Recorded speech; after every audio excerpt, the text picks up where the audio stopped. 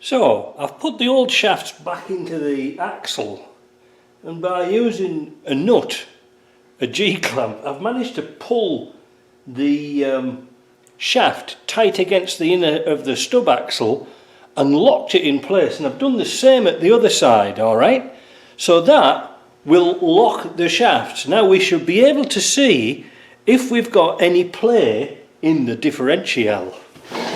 Let's have a look. I'll put this over here somewhere.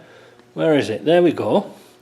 And I'm going to crawl underneath, and you'll be amazed. Are you ready to be amazed?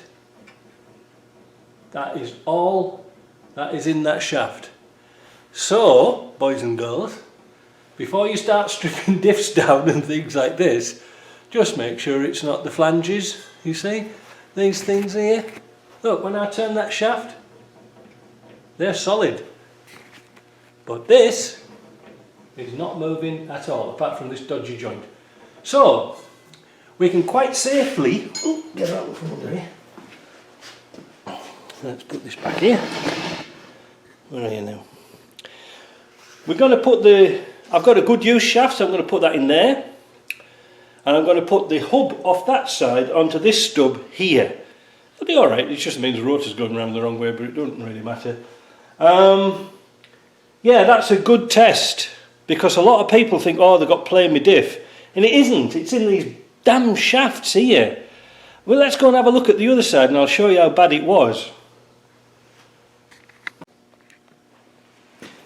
Here we go. Look at that. Just look how bad that is. Now fortunately, the spline on the hub, if we put this on backwards, is nice and tight, so that means these are okay, we can use these again. The shaft, kaput.